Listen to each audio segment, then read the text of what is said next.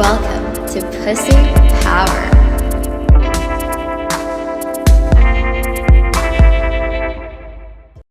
All right. Hey guys, welcome to another episode of Pussy Power. If you are already one of our listeners, you know, if I'm this excited, it's because we have an awesome guest. And today we have Yvette Lopez. She is a former Playboy Playmate who's lived the high life of mansions, jewelries, and travel. And after keeping her escapades a secret for like the longest freaking time, she's now ready to share them to the world along with the lessons that she's learned. She's a certified energy healer today, a beautiful wife, a fellow podcaster, and a recording artist. She told me she's like not in the best state right now because she's in so much pain. But guys, her looks can be very deceiving because she looked absolutely amazing. So, Yvette, thank you for coming on. Thank you. I should be on your show more often. You give me all the confidence I need. Awesome. The thing that like I really kind of like what gravitated me towards you was like the moment you spoke, it was like I just knew you were up my alley. Like your energy was just like so freaking radiant. So could you like walk us through like the 47 years of like glamour and sophistication and how you can be in pain and like look fucking amazing. Yeah, well, it's a little booze can cure a lot of things. No. So yeah, no, I didn't grow up.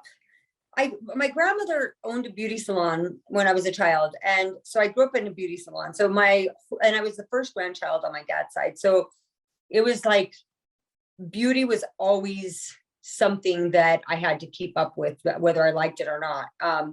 So I was always getting my hair done and going up in the salon with my grandmother and, helping her with everything that she did to make other women beautiful. And I was actually born and raised with 8 grandmothers alive.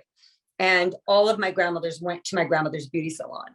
So it was, something that was always in my family, and look good, smell good, and always dress the way you want to be treated.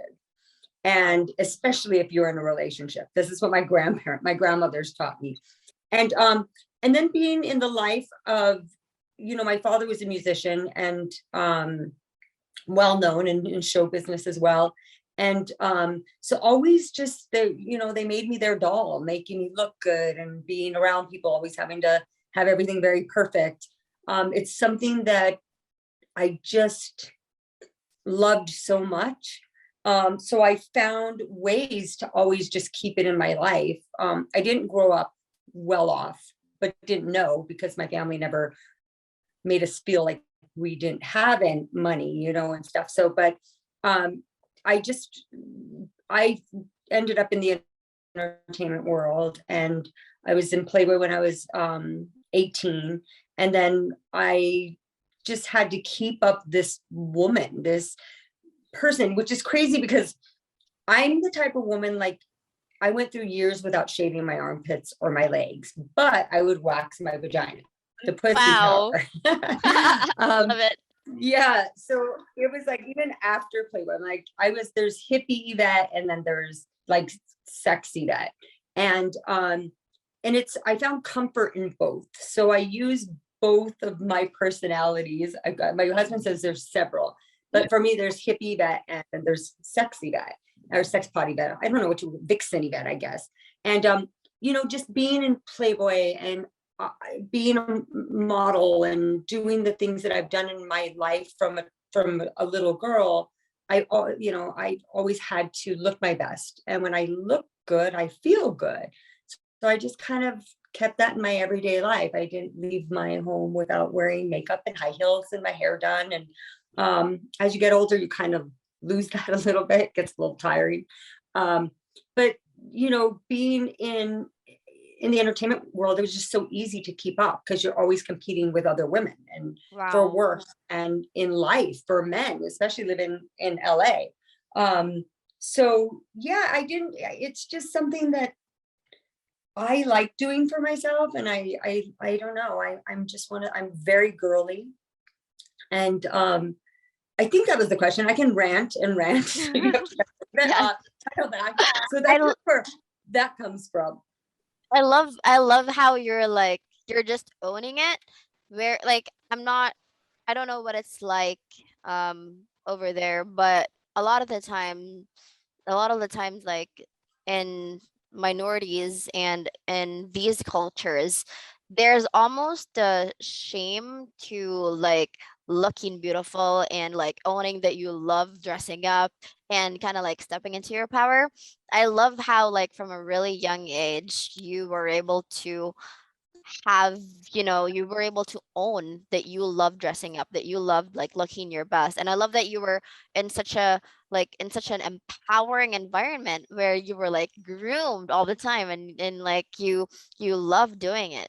So what was it like being in Playboy at 18? Because one of the things that like I really found interesting is that there are so many like horror stories about Hugh Hefner, about Playboy, about that kind of life, but it was never really like a horror story for you. How did that come about? Yeah, no, I started modeling nude young. My mother actually signed a consent form when I was 16. So we have the Santa Fe workshops in New Mexico, and it's where the most famous Herb Ritz, Greg Gorman, there's so many. And I started working with Santa Fe workshops when I was 16 years old.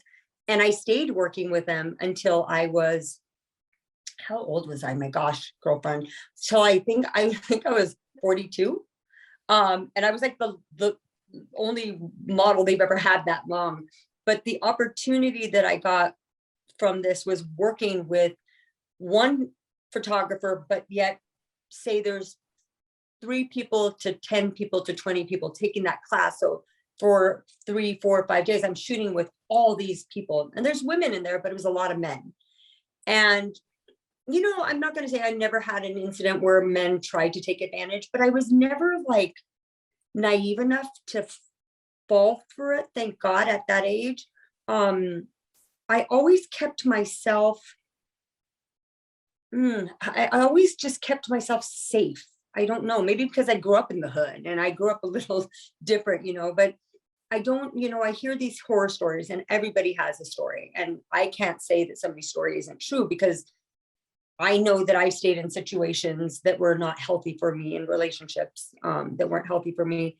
And, all these people talking about Hugh Hefner and Playboy, I just never experienced Hugh Hefner that way, or anybody in that circle in that way. And I think it's because of the way I carry myself.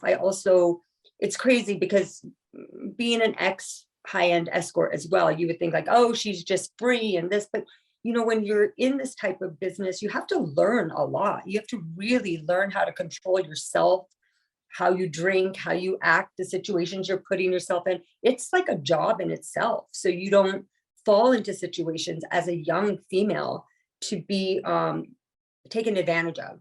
And I just feel like, it was a job I had to learn, like act this way when you're around these people, act this way. And I know if I did this or that, it was going to let people think something else of me. And even in my sex work, I was very well respected. I never had a bad situation, thank God, because I've heard of some crazy stuff. But the men that I was with, like, I was treated like a queen. And I have to honestly tell you that being in this sex work business and in Playboy really molded me into the woman that I am. It really taught me to pay attention to myself and respect myself in different ways, because as you're sharing yourself with so many people, or with, whether it's photo shoots or sex, I had to learn to really like control my emotions, control things that I don't think as a young girl would pay attention to. So it starts off really young. I'm not going to say I was always smart. Believe you me, I've made so many mistakes, and but not anything that I can honestly say that I've regretted. And so it's just like, I always tell women, especially younger women, like, learn about yourself and know what you really like and use your voice. It's so important, because otherwise, how do you find a safe place for yourself? And I was that girl without a voice in relationships, where I was in abusive relationships, physically, emotionally, mentally. And it was the craziest thing. And then through sex work, I started to like figure out, like, what am I doing? Like, these men that I don't even know are paying me thousands of dollars just to be with them and talk to them, and make sure I have a roof over my head, make sure that I have food on the table, make sure I have a car to drive. And I'm dating someone who is just like completely the opposite, and it was just, it's a really strange place, I guess, when other people hear it, because people can't really connect with what I'm saying or understand what I'm saying. And so that's just like, just really being honest with yourself as much as possible, so you can, just protect yourself. Because if you don't know what you like, you fall into situations that you're just like, what the fuck did I just do? And it's really just, it's so important for us as women to share information with each other, so we can learn, right? You don't learn. I Mm. didn't learn anything from my Yeah. mother. Like, we didn't talk about sex. We don't talk Yeah. about, Yeah.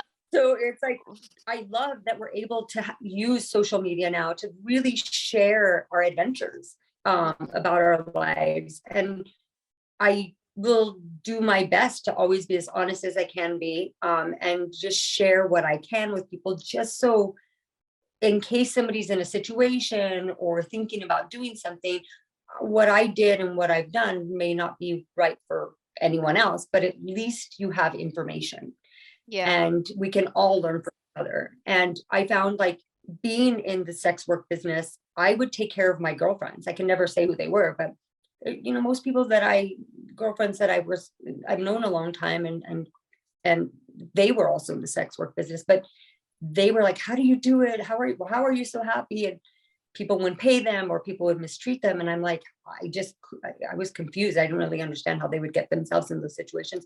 So I would have just started to, like, it was only a small group of friends, but just really open up to them about how I would treat myself and how I dressed, how I carried myself. And it seemed to work. It's like my family always told me, dress how you want to be treated.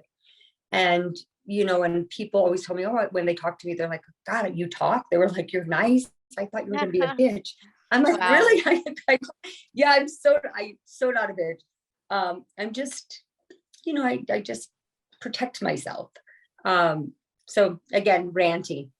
It's amazing that you learned to do that because, you started in that industry at a really young age where a lot of girls don't even have, a concept of who they are, much less a concept of, what situations they should put themselves in, what situations they should avoid, how they should dress up, how they should like treat other people so that, they're in a place where they're commanding respect. It's amazing that you like figured that out. Did you like figure that out on your own, or is there like a mentor who taught All you on my like, no. wow. So yeah, it was like, so there's the hippie that I think really like came forward, because then I started, I was like always getting certified and stuff. I'm like certified in this and certified Reiki and all that, just to learn about myself, because I couldn't understand why I was falling into these horrible relationships when Mm, I didn't deserve it. And I know mm, better, but it went deeper than that. I went into like family trauma and all these things. And that's where you have to, that's where being honest with yourself comes forward. And it's like, it's so weird. I found myself blaming other people, like it's his fault, it's their fault, it's their fault. I didn't do anything, especially when you get hit by someone else, or you're wow. it's like it's everybody else's fault. But I had to, it was me Mm, doing it to me. And so just really learning and taking courses to learn about, I took this course from Yale, and it's called The Science of Happiness and Well-Being. And it really taught me about how the brain, I can't remember the exact number, but I'm going to just say like 80% tells you of your brain tells you the wrong things and mm, gives you the wrong answers. So when you learn these things, you learn to not listen to that and really just go into yourself and your intuition, and learn to like really figure some shit out, and it's work. I have to work on it every day. I wish I would have known all this stuff back in the day, but life without problems would be boring. So Yeah. it's like, a mentor, who really helped me out a lot was Heidi Fleiss, the Hollywood Madam. And I can honestly tell you, like, she was the one who always taught me, you show up to a party in 20 minutes, you leave. You always leave everybody wanting more. And, Wow. she taught me how to read men too, in a way that I didn't know tennis players are controlling, because they have to control the Really? ball and the court. And so she taught Wow. me about all these different men and what to Actually look at. true. Yeah, so My it's like, my boyfriend's a tennis player and he is actually controlling. yeah, Anyway. it's like, and I didn't know. And it's like, she would be like, you could, and she knows me, I'm a Libra. And she was like, but things that the information she gave me, she's so fucking smart. And people, when people ask me, who was your mentor, like, who did you look up to? And Heidi and I were friends for 20 years. And her, because she was actually really smart, and really taught me a lot of things that I use in my everyday life. And yeah. What I love about your journey is you it's like people when you mention like sex work and like escort all the and that like high lifestyle industry, there's a lot of like assumptions that it's a lifestyle where it's like an 18-year-old girl who has nothing to eat and hates the kind of lifestyle that she's in, but for you it's like completely the opposite. And what I got from what you just said was that yes, you knew how to hold your ground in parties and your work, but you were the complete opposite in your relationships. So Mm-hmm. how was it like being in relationships as as an escort, as a high class escort, somebody who also lives that kind of lifestyle? What situations did you find yourself getting into? It was really difficult to be in relationships. I was in one relationship that I stayed with one client, but I didn't have sex with this client. This client became my boy, like kind of my boyfriend. He was my boyfriend off and on 19 years. And Wow. yeah, and so I never really cheated on my boyfriend because I didn't fuck the guy. Like, we just hung out, partied together, and I got paid. Yeah. And other than that, it was I have to say, like, a lot of problems maybe came from that, because I had to always be this Yvette and that Yvette. And it was tough. It wasn't easy at all. Well, one thing that was really hard for me is, once you get a taste of the good life and you make money, and you make the kind of money I was making, and you're given the kind of gifts I was You're a given. rich bitch. Yeah, it was really, it's hard to go back. And I Mm. found myself like being a little, I hate this word, but like a little ghetto, and dating men that just weren't up to par. And it took me a long time to figure out why. And but yeah, I don't know. It was like this punishment that I don't know. That part I really can't explain. It's like daddy issues, and it Mm. takes work. But Mm. yeah, it's being in real relationships after being treated and having the life from the type of clients that I had was really difficult. It was really Wow. difficult. Mhm. How like what were the adjustments that you had to make that you're like, fuck this shit? Like I'm treated like a queen over here and what the fuck is this shit right here? Like You're what like, was yeah, it's it's just gonna sound awful, but I don't care. When somebody's giving you $10,000 for 1 hour to be with them, and then you go and fuck your boyfriend for free, and he treats you like shit, you're just like, what the fuck? And then so you start to get this mentality, like, I really got to go do that for free when I can go do this, and it's only 1 hour, and I make that kind of money. It was like, I found myself like it was a waste of my time to be in a real mm, relationship. And then I had wow. all the freedom in the world, because I got to do whatever I wanted when I wanted. And if I wanted to see one client a month, it was enough money to live, and if I wanted to Yeah. see 3, then I was set for 6 months. It was like Yeah. just, it was a trip. It was definitely, I loved it though. And I loved my clients. I don't think there's one client I can honestly tell you that I didn't like and that I didn't Wow. appreciate. Yeah. I Wow. have this girl that I interviewed on my podcast, Seppi Haven, and she was the #1 escort in the country. And she, even with knowing Heidi Fleiss and her escorts, she still does sex work, and she's, I believe, in her 50s. Um, but she would see one guy and then another guy. And I never had to do that. I saw probably 2 guys in one day, maybe like 4 times in my years of being a high-end escort. Because I just kind of made it to where I didn't need to do that. So I think maybe that's why it was more enjoyable for me, because I wasn't fucking my brains out all the time, unless, I did have my clients and then I would go sleep with whatever man I wanted to, but it wasn't like, I don't know. It's when men take care of you without the demand of having to give them so much, it's a Mm. beautiful thing. Yeah. So were you like, could you say you were in your feminine a lot while you were doing all that work? Oh, all the time, Wow, you're just always. receiving. You were just Yeah. receiving energy. Yeah, it was like That's beautiful. La Perla, everything's La Perla, everything's sexy, and I being an actress, and I love all that. And then Mm, always hair and makeup and stuff. And then each person was different. But again, I always, when I walked into a room, I knew what I was going to get, because that's what I was going to get. Like, I didn't let anybody, there was no like, and men would ask me, can I do this? No. And there was always respect. It was never wow. like, yeah, That's beautiful. yeah. What do you think are, because I've always been interested in that industry.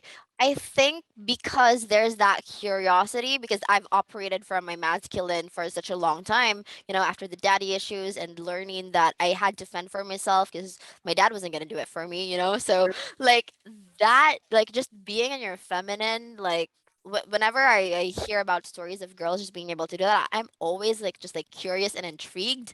What are the lessons that you think all women, no matter like where they are or what they're doing, can learn from sex work, can learn from it, from that industry? Like, what are womanhood lessons 101? Well, people are gonna hate me for saying this, and some people will kind of understand. Like, I have a girlfriend and she's in Germany, and she said she's always wanted to try it, like always. And I'm like, well, let's travel and find you someone who will pay you for sex. Like, there's nothing wrong with it at all. You're single, who gives a fuck? There's lessons. I can't speak for, it's hard because, when I say something, and I don't want anyone else to go out there and try what I've done, because it could not work for them. If something Yeah. bad can happen, You I was just a had a horrible. really good experience. Like, you were just Yeah, like the lucky one. yeah. So that's what they say. So, my thing with sex work, sex is just, it's so important in so many ways when you use it to learn about yourself. I was being paid for sex, but I was also doing it because I was learning, and Wow. I was receiving everything and anything I wanted: orgasms, relationships, gifts, financial security, travel. I had private jets, I had this, I had that. And it was like, it was, I was making sure that I was getting exactly what I wanted from this Wow. job. Mhm. Wow. I Wow. didn't, I could go out and work, and I've been a waitress. I've worked at galleries, obviously being a model and actress and stuff. It's a starving actress, that's kind of why you sometimes do these things. But it was something that I just really used to learn about myself. And Mm, then I kept it my own secret. Like, only a handful of friends knew. And they supported me, and they were fun, and they loved it, and they loved my stories. So I was always talking about it. So it wasn't like I was holding something in so deep, but it was just something that was mine. And it mm, was my job, what I chose to do, and nobody could fuck with me and take it away. So that was mm, also empowering. It was like, I can't really, I couldn't, it wasn't like I was going to lose my job. There was never any fear of mm. of the kind of life that I wanted. Like, I don't know. It's just very different. What do you think you learned about yourself in that job that you think you wouldn't have learned otherwise? I learned to no lie, to respect myself, to really take care of myself, because after a client, then you go home and you bathe and you take care of yourself and you eat nice food and you just kind of comfort yourself. And it just really, like, there was a lot of things that I learned. I learned what I liked and didn't like sexually. I learned how I wanted to live. I could be the woman that I always saw myself wanting to be since I was a little girl. Wow. Like Hmm. that, I'm sure like that there are gonna be people who are listening to this and be like, "Holy shit, that sounds fucking amazing!" Like it sounds like such a far cry from all these horror stories that we like hear. That Yeah. they're still real, they're out there, and I'm so happy that you had like an amazing experience and it became a tool for you to explore who you were. And it's like it's very interesting because you had like it's like you had two very opposite selves. One was like hippie Yvette, who was like very spiritual and into energy, and then there's this like other Yvette who was into just the high life and was like receiving all the things that she's ever wanted. What was it like transitioning from sex work and being a high class escort to being a wife? Was it something that you've always wanted, or was it like, holy shit, I never expected this? Well, I got married in my 20s. It was so stupid. Oh my God. Wow. That lasted a couple of years. I'm really bad with time. So sometimes I'll say a couple of years. It could have been 3. It could have been 1. I really was married like 2 years. And it was awful. Again, the relationships that I had chosen to be in just weren't for me. I was always trying to be something I wasn't when I was in a relationship, which Mm, was normal and quiet and not wild and not mm. free. And it just, yeah, relationships. Can you repeat the question again to me so I don't go too far off? What was it like transitioning from being a Mm, high class escort to being a wife? wife, yeah. So my husband, and I have to honestly say, after that marriage, I never thought I'd be married again, ever. And I was like, I'm fine. I'll be single. I'll figure it out. I knew I wasn't gonna have children. And and then I met my husband, and it was like, you never tell everybody your dirty secrets. I shouldn't say dirty, but your secrets right away. You should slowly see how it Initiate, works. initiate. Yeah, one at a time, people. One Yeah. secret at a time. Um, my husband and I he was just so sweet and so cool. And I asked him, I was like, hey, we were dating, and I was 42, and I asked him, I was like, have you ever paid for a woman before? And he was like, no, but I thought about it. He goes, it'd be a lot cheaper than getting married. And I was like, and I laughed and I was like, okay. And then just getting to know him, it was like, oh, I think I might be able to share something, because I've never shared with any partner about this. So it was Um, like you were living a double life and they just never knew about it. always. Holy shit. Wow. How did you keep Yeah. it a secret? Well, I thought I was keeping, like, one time one was blaming me for stuff that I never did. And because he was trolling my phone. And I was like, well, if you seek, you'll find, but I really wasn't doing anything. Mm. And then he was really the only fucking nutcase. But I just kept it. My friends kept silent. I kept silent. And I'm really good at keeping a secret. Like, I'm Wow. like, if they tell me not to say something, I really won't. And when I tell Yeah. myself not to say something, I've just seen how men react to this type of work. They don't like it. They get jealous. And that's what I'm used to, jealousy, from my partners. And I just never did. And with my husband, I would slowly tell him stuff, and he found it so fascinating and tell me Wow. more, really. And oh my God. And he loves my stories because everybody says I'm funny, but I'll tell my stories and I'm excited and I'm like acting, and my husband just found a lot of the stuff that I told him really funny. And he was like, and I still, again, like, every year he learns more about me and more about me. And he encouraged me to start writing on the Instagram. I created Sex with Yvette and the Art of Getting Laid. And I wrote all these sex stories and they're comedy. And I was like, fuck, I can write. I didn't even know I could write. I was like, Wow. okay, this is cool. Yeah. And he's my editor. Wow. So Yeah. he's, yeah. So my husband really encourages me just to always use my voice. He has no judgment.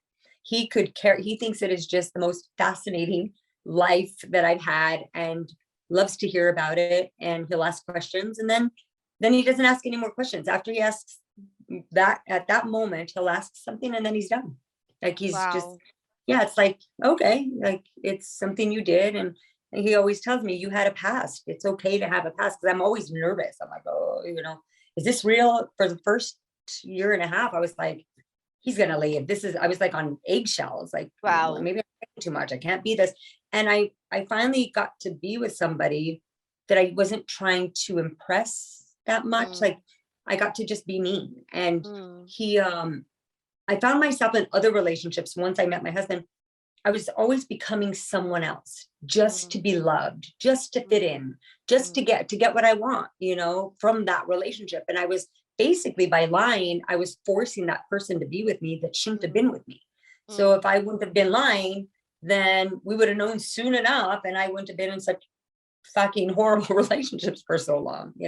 So that's why I'm like, honesty is so important. I can't even, no matter how bad the truth is, unless it's something you can live with forever and you don't care, it's not hurting you. But honesty is just so important. We have one life. Like, Yeah. make sure you get everything you want out of this one life. And it's okay that people don't like what you've done or what you're going to do, or, and they can just go find someone else, but Yeah. I learned that I didn't see it for many years, but when I finally realized, I was like, dude, I'm not Yvette. No wonder these relationships didn't work. I'm like Yeah. this, that woman. And, and that's something I, I found myself being more real with my clients than I was in my relationship. Wow. More honest, more Uh, real. that's Hmm. fucking crazy. Oh my God. Like, I love that your husband is just like right there for you, supporting you, not judging you. And I love that you can be with, you can be just yourself around him. Of course, obviously, you didn't like wake up one day and you got like this amazing husband. That took a lot of work, I'm assuming. What did you do that allowed you to transition from all these fucking shitty relationships and all these nut bags to finally finding somebody that you could just be you with? I'm still in shock, if I'm being honest with you. Like it's crazy that I've just, because now that I'm with him, I'm learning more about this Yvette, the honest Yvette, and the one that can say anything and doesn't have to hide. She's not going to be hit. She's not going to be put down. She's not going to be judged. And it's a journey. Like I'm not going to lie. Like I'm in sex therapy. I'm in, I do things to still learn about being in healthy relationships versus unhealthy relationships. It's this never ending process of knowing who I am and Mm, really just allowing myself to be raw and open. And am I 100% there? Absolutely not. But I'm probably 80% there, and it's pretty fucking cool, yeah. to be somewhere really safe where someone loves you and supports you and you can say anything and do anything and the person isn't going to judge you. Um, but I'm still trying to get comfortable with being in this safe place. Mm. Do you think you just got like really lucky, or do you think it was an accumulation of all the work that you've done in the past that allowed you to be here with this awesome man with this amazing relationship? But I like, think I'm did God just really like bless you? I think that I'm deserving. I think that I Mm, really believe that I deserve this. Like mm, I really am a good human being. I don't do mm, things to hurt people. I give back 1,000% when I can, and I'm a great friend. I just had a hard some hard roads to mm, go down, and I wasn't always perfect, but what is perfect? I think that God makes us all perfect the way we are, and decisions are always how are they wrong when they're your decisions? You just have consequences or lessons, and you may like them and you may not. So I don't know. I feel like I just think I deserve it. It's like I finally got. I'm like, fuck, all this hard work and all this shit that I put up with, even from myself, and finally like get to breathe and continue to learn.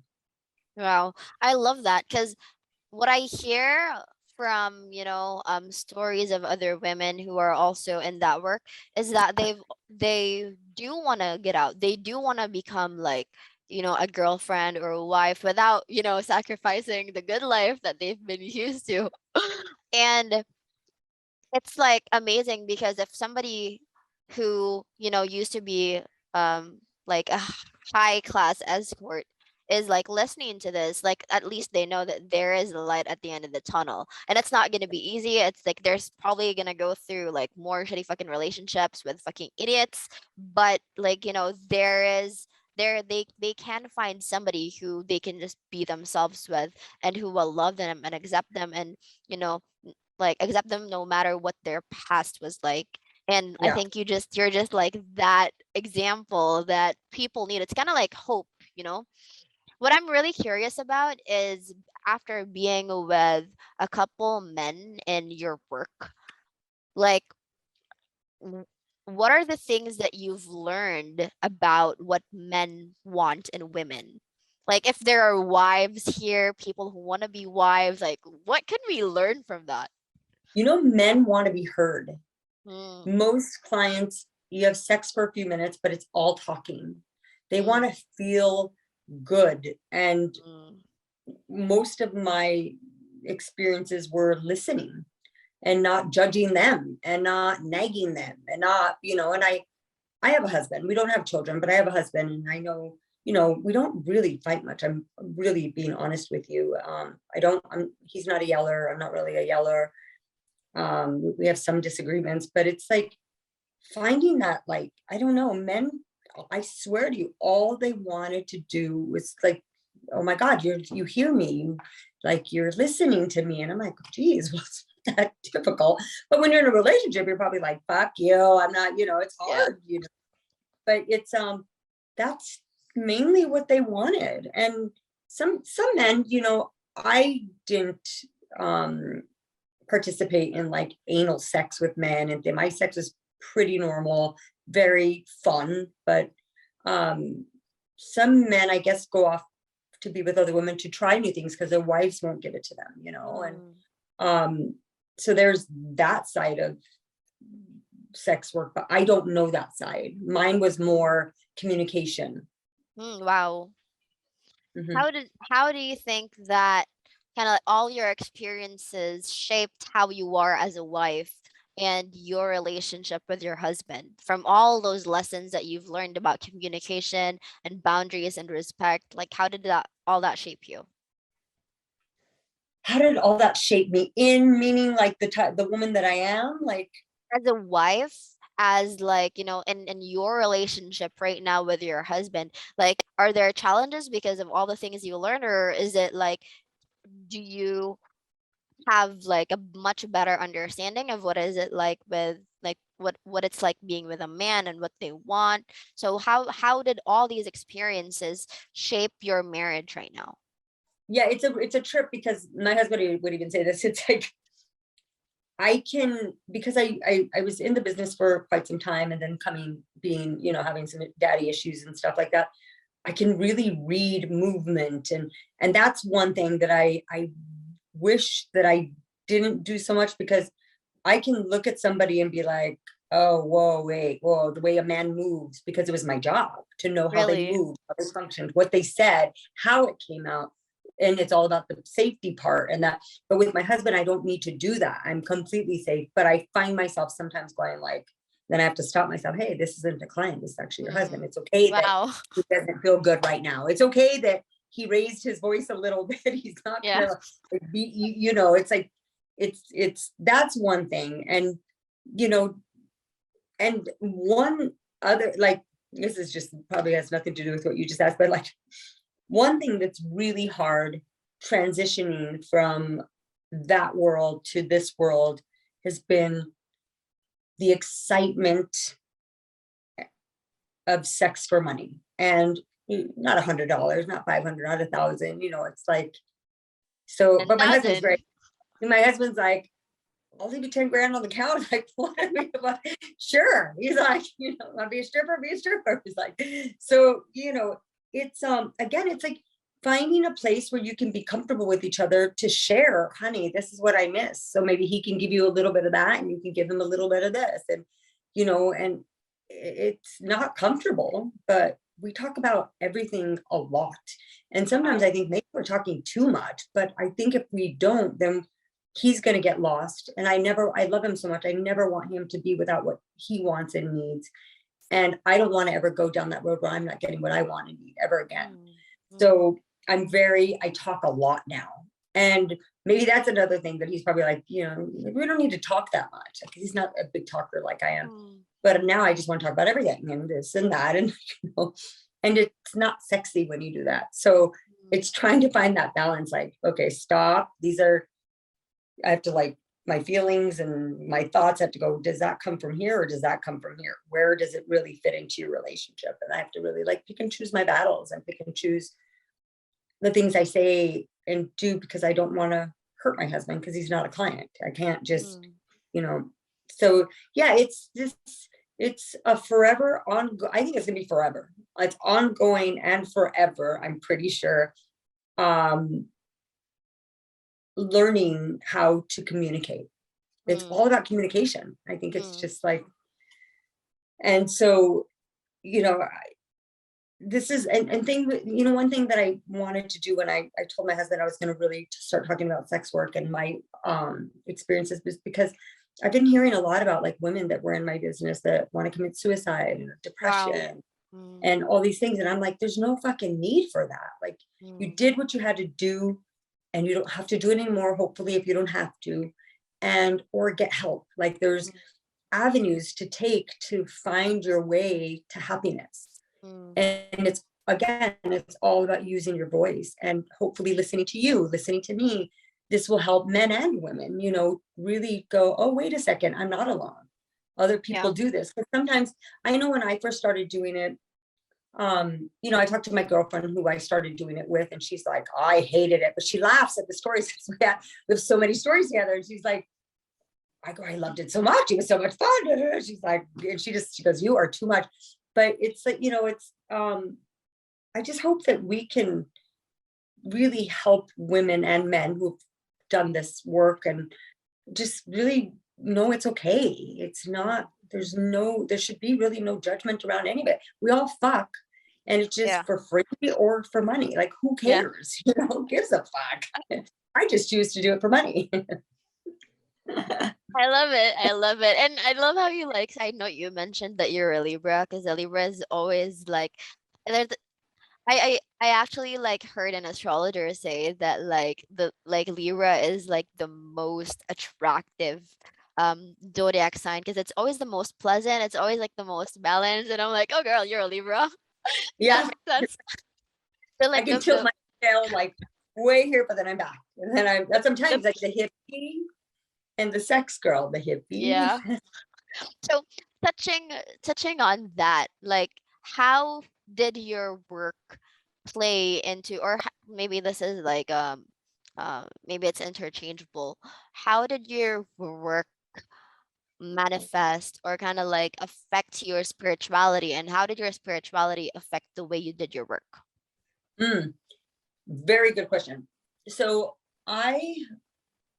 after the last, at one relationship before my husband for a year, which was, I can't really consider that a relationship, but the one that I had before him was just god awful. And that's when I went to school. I went to my teachings are from the Berkeley Psychic Institute, and I went to school for a little over a year and just really learned to read myself, read people. And, it's like, I've always said this, and it's crazy, and I'll tell you about Tashara in a minute, but I found it, and I'm finding it easier now, but I still find it very hard to go, here's this Yvette, and people are going to hear her. and nobody takes me serious enough to do my energy work, which I'm really good at. And one of my teachers became my clients because I'm really good at my job, and so and so it's been this ongoing battle of like, who am I? Do I just choose one? People aren't gonna, because when I started doing I owned a yoga studio and started my energy healing practice and all this stuff, my friends didn't take me serious at all. And people, it's like, how do people look at a Playboy person and, this and that? And then I was like, if people find out I was a sex worker, I'm never going to make this as a career. It was like this really fucked up place. And I started seeing a rabbi. I loved my rabbi. And my rabbi and my husband are my two like biggest fans. And they tell me to write about my sex life because there's no reason not to. And he was, without like him and my husband, it's like I'm learning to feel comfortable being both people. Who cares? Why do I have to be one or other? Who gives a fuck who doesn't like me or believes me on what I can do? Like, but I because of the business that I was in, especially like entertainment and stuff, like you always want people to like you and pick you, and and so it was very difficult for the first 3 years, and it's getting better, but I still haven't really like devoted my time and my energy into bringing my spirituality.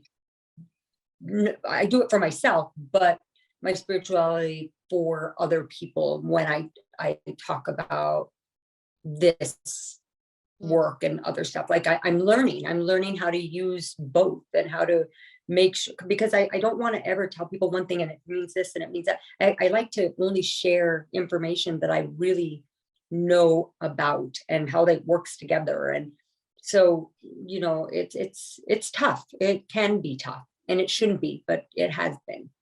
Wow.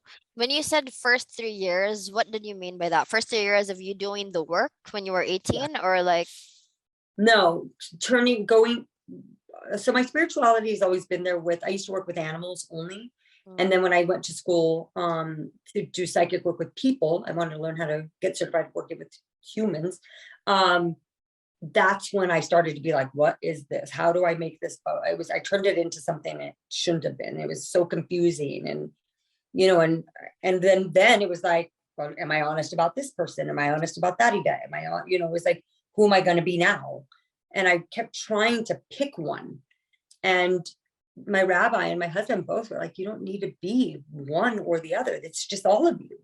Just, and so I'm learning to just really put it all together and making it beautiful with the podcast, with Sex with Yvette, with my music, and just really just allowing my journey to be my journey, and not doing things for other people anymore, not caring what people think and what they're going to want and need from me. Just listen, and hopefully it helps you. And if it doesn't, it doesn't, so. Wow. Like there's always like there's always something about you that's just like so captivating. And I think one of those things is like, for me anyways, it's watching you like be that event and also this event. And it's like very interesting to see those come together. I want to know, like, a lot of people, when they're so entrenched in their religion and whatever they believe in, there usually is a lot of weight and a lot of judgment and a lot of shame that they carry. So with everything that, society has to say or perceive, like, how did this young Yvette not let shame and guilt and all those like lower vibration emotions scar her for life? Like, how did you manage through that? It's always managing through it. You just have to remind yourself every day, it doesn't belong to me. It's not Mm, me. This is, mm, I know who I am now. And it's everything you do in life is always a work in progress. If mm. you, especially when you use your voice to be heard, you have to know what the fuck you're talking about. You have to make sure you're honest, because you can give people some wrong advice. And we're Mm. so vulnerable when we're in need of something, right? We're Mm. like babies. And Yeah. so yeah, it's there's so much more to finding out more about myself. And I'm just I kind of see that's the thing as I start going into other things. I started as like hippie Yvette and then that Yvette, like yeah. So I hope I answered your question. Yeah, I love it. So for everyone who's listening and they just like they're loving you, where can they find you? So my podcast is Bodacious Minds. So at Bodacious Minds, MINDS, and then bodaciousminds.com. I also have at Sex with Yvette and the Art of Getting Laid. Those are the two outlets that the places that I send people to. Um, you know, I think those are the two that I'd like to share. Awesome. All right. And for your last question, if that breaks the mold by, Yvette, oh gosh, girl. How do I break the mold? By being brave? I don't know. By showing up, being present? I I love don't it. know. I It's love how like honest you are. those are the You things love that it. I feel shock me. I have a friend, Harry the Healer. He's a shaman. You should talk to him sometime. He's so fun. Wow. And he's the one that always told me, Yvette, all you have to do is show up and let the magic happen. And Wow. then I always tell people we all have the same gift. We can have anything we want in this world. So go out and get it. Do not settle. There's no need. I love it. And obviously, your life is a testament to that statement. I swear. I love it. All right, guys. I hope you enjoyed this episode of Pussy Power. Oh my God. I literally love talking to you. And oh my God, you're like such a fucking girl crush. I was just like just admiring how beautiful you are for this whole episode. All right, Well, thank guys. you. You can catch her on Bodacious Minds. I'm pretty sure there'll be a lot of amazing conversations there on communication, sex, spirituality, and all things of that. All right. I will see you guys on the next episode.